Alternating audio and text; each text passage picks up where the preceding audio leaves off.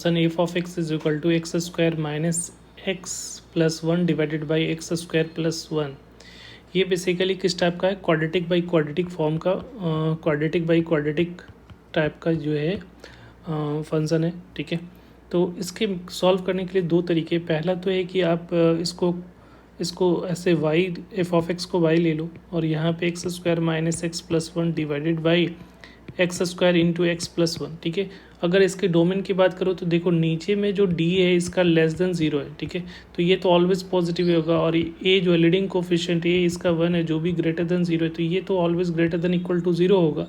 और ये तो इसका जो एफ ऑफ एक्स जो डिफाइन होगा, इसका जो डोमेन होगा वो क्लियरली दिख रहा है कि ऑल रियल नंबर होगा। ठीक है, क्योंकि नीचे ऑलवेज पॉजिटिव और ये पॉलिनोमियल का डोमेन तो आपको पता है कि रियल नंबर होता है, नीचे में भी रियल है ऊपर में भी रियल है, तो इंटरसेक्शन लोगे तो रियल नंबर तो ऑल एक्स के ऑल वैल्यू के लिए होगा डिफाइन फॉर और रियल नंबर, या कह सकते हो कि माइनस इन्फिनिटी से इन्फिनिटी के बीच में हर एक वैल्यू के लिए डिफाइन है।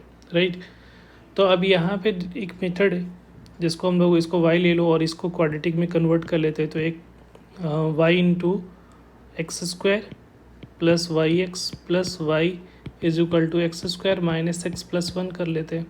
अब यहाँ पे सबको एक साइड लाओगे तो ये पे हो जाएगा y माइनस वन का इंटू एक्स स्क्वायर हो जाएगा और यहाँ पे ये हो जाएगा y plus one into x हो रहा है। ठीक है, plus y minus one equal to zero, और जहाँ x बिलोंग्स टू और रियल नंबर है तो उस केस में जो है क्वाड्रेटिक थ्योरम क्या कहता है कि अगर y minus one not equal to zero होगा, ठीक है, तो उस केस में d जो होगा वो अगर x बिलोंग्स टू और रियल नंबर है तो d क्या होना चाहिए, d ग्रेटर देन और इक्वल टू क्या होना चाहिए, ज़ीरो होना चाहिए। ठीक है, अगर किसी क्वाड्रेटिक का x की वैल्यू मतलब रूट जो होगा वो रियल नंबर है, इसका मतलब क्या हुआ, उसका d क्या होना चाहिए, greater than equal to zero होना चाहिए।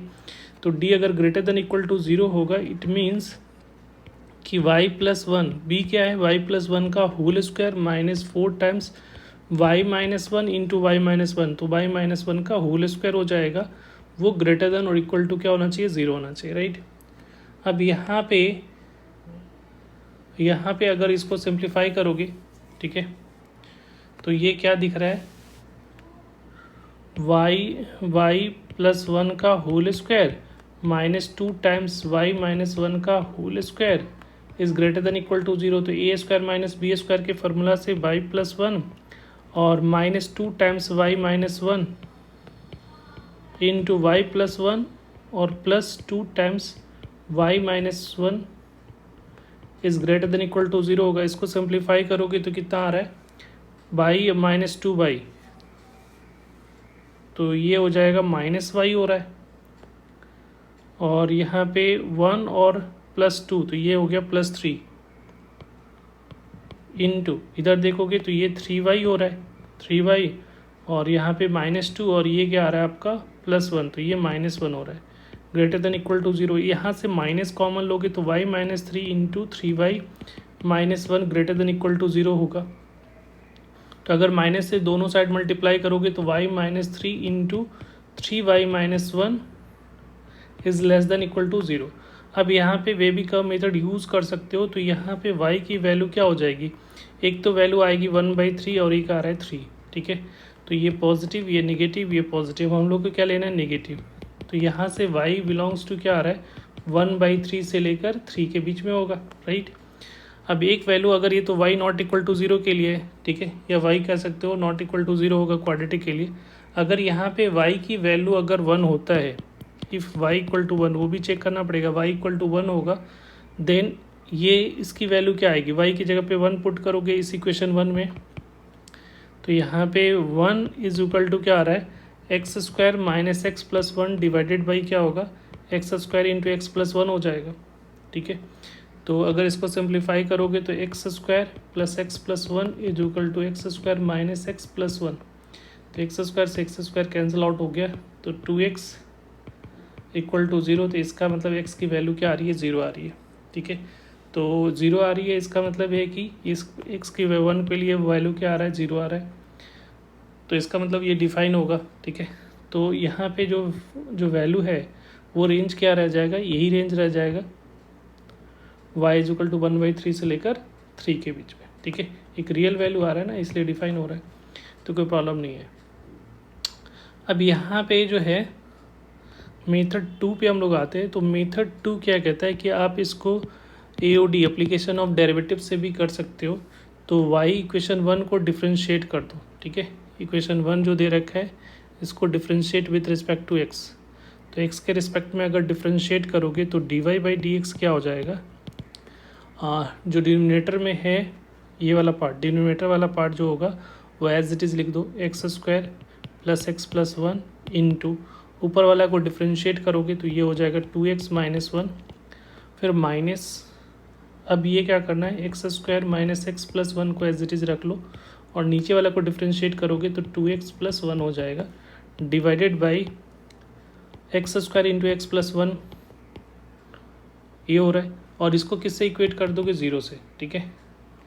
तो 0 से इक्वेट करोगे dy/dx को, तो यहाँ पे सिंप्लीफाई कर लो थोड़ा सा, तो ये तो क्रॉस मल्टीप्लाई हो जाएगा ना यहाँ पे ये स्क्वायर, तो ये तो ग्रेटर देन 0 ऑलरेडी पहले से हम लोग निकाल चुके हैं, और ये क्रॉस मल्टीप्लिकेशन हो जाएगा। तो यहाँ से जो वैल्यू आ रही है इसको सिंप्लीफाई करोगे तो dy/dx को सिंप्लीफाई करोगे तो क्या आ रहा है, यहाँ पे बहुत सारा चीज़ें कैंसिल आउट हो जाएगा, x² से -x², 2x² कैंसिल आउट होता दिख रहा है, तो ये वाला पार्ट तो कैंसिल आउट हो जाएगा। तो ये सिंप्लीफाई करोगे तो 2 × x + 1 × x - 1 आ जाएगा, ये आ रहा है।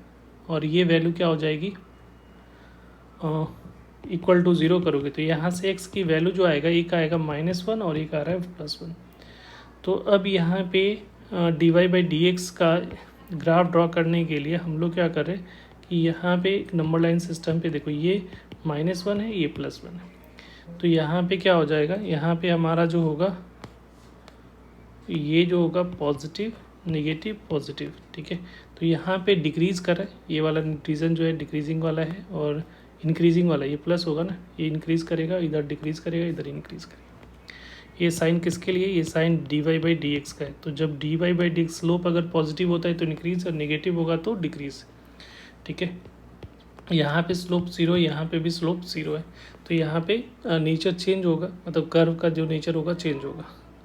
अब यहाँ पे हम लोग को जो वैल्यू है इधर -∞ से +∞ के लिए चेक करना है, तो कहाँ से स्टार्ट होगा, तो इसके लिए लिमिट निकालनी पड़ेगी।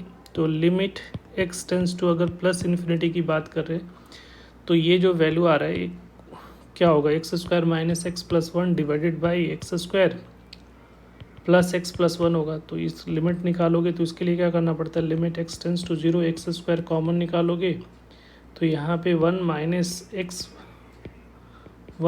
हो जाएगा, +1/x² होगा, डिवाइडेड बाई नीचे में x², ये 1 और 1/x + 1/x² हो जाएगा। अब ये इन्फिनाइट पुट करोगे तो ये 0 हो जाएगा, ये 0 हो जाएगा, ये 0 हो जाएगा, ये सारे 0 हो जाएंगे, ये कैंसिल आउट होगा, तो इसकी वैल्यू 1 होगा। तो यहाँ पे +∞ और -∞ भी डालोगे तो सेम ही आएगा, ठीक है। तो इन्फिनिटी से +∞ के बीच में, इन्फिनिटी और +∞ और -∞ पे तो वैल्यू इन्फिनिटी 1 आ रही है, ठीक है। अब यहाँ पे क्रिटिकल पॉइंट है -1, तो एफ ऑफ -1 पे वैल्यू क्या होगा, तो ओरिजिनल फंक्शन में x के जगह पे -1 पुट करोगे तो -1 का होल स्क्वायर, -1 × -1 + 1 डिवाइडेड बाई -1 का होल स्क्वायर, -1 + 1। तो -1 पे जो वैल्यू आ रही है वो कितनी आ रही है, ऊपर में तो 3 दिख रहा है, नीचे में 1, तो ये 3 आ रहा है। और ये एफ ऑफ 1 पे वैल्यू क्या आ जाएगी, तो ये 1 का स्क्वायर -1 + 1 डिवाइडेड बाई 1 + 1 का स्क्वायर + 1 + 1, तो ये आ रहा है हमारा 1/3 आ जाएगा। तो ये दोनों वैल्यू पे आ गया, +∞ पे आ गया। अब यहाँ पे हम लोग इसका कर्व ड्रॉ कर सकते हो, तो यहाँ पे कर्व अगर ड्रॉ करते हो तो यहाँ पे क्या दिखेगा, कर्व को कैसा दिख रहे हो, तो यहाँ पे जो वैल्यू आ रही है देखो ये 0 है, तो यहाँ पे अगर इसका कर्व देखोगे तो इस तरह से कुछ कर्व हम लोग को ड्रॉ कर सकते हो। तो ये 1 ले लेते हैं ऐसा, तो इन्फिनिटी पे जो है, इन्फिनिटी पे जो वैल्यू आ रही है वो कितनी आ रही है, 1 है, तो इसलिए 1 इसको बना लो, y = 1, ये 0 है, यहाँ पे +1, ये -1, तो यहाँ पे इन्फिनिटी पे तो 1 को अप्रोच कर रहा है, और यहाँ पे 1 पे जो है ये वैल्यू यहाँ पे लिख देता हूँ मैं, यहाँ पे ये वैल्यू जो आ रही है 1/3 आ रहा है। तो 1 पे यहाँ पे इंक्रीज़ करना शुरू होगा क्योंकि स्लोप पॉजिटिव है, तो यहाँ पे जो वैल्यू होगा तो इंक्रीज़ करेगा और ये 3 तक जाएगा, ये 3 है। फिर 1 पे 3 आ रहा है, ये -1 पे 3 आ रहा है, -1 पे 3, फिर डिक्रीज़ करना शुरू होगा और 0 पुट करोगे ना, इस फंक्शन में 0 पुट करोगे तो 0 पे 1 आ रहा है, तो इसका मतलब इससे पास करेगा। और फिर 1 पे क्या आ रहा है 1/3, तो ये 1/3 यहाँ पे 1/3 यहाँ पे फिर स्लोप चेंज होगा और फिर ये 1 को अप्रोच करेगा, राइट। तो कुछ इस टाइप से ग्राफ होगा। तो ये जिसका रेंज जो आ रहा है, तो इसका रेंज क्लियरली दिख रहा है कि इसका रेंज जो आएगा वो कहाँ से कहाँ तक आ रहा है, 3 से लेकर वो 1/3 से लेकर वाई एक्सिस पे देखते हैं तो ये इसका रेंज है। तो इसकी वैल्यू -3 से लेकर 1/3 से लेकर 3 के बीच में इसका वैल्यू आ रही है, ठीक है। तो ये इसका रेंज हो गया। और यहाँ पे अगर देखोगे तो ये जो है ये हॉरिजॉन्टल एसिम्पटोट इसको बोलते हैं, ये हॉरिजॉन्टल एसिम्पटोट होगा y=1, क्योंकि यहाँ पे दोनों कर्व इनफाइनाइट पे जाके मिल रहा होगा, तो ये एसिम्पटोट कहलाता है, ठीक है। तो ये ग्राफिकल अप्रोच है और ये हमारा ट्रिग्नोमेट्री क्वाड्रेटिक अप्रोच है, ये वाला पार्ट जो क्वाड्रेटिक से भी हम लोग इस तरह से सॉल्व करते हैं। Thank you.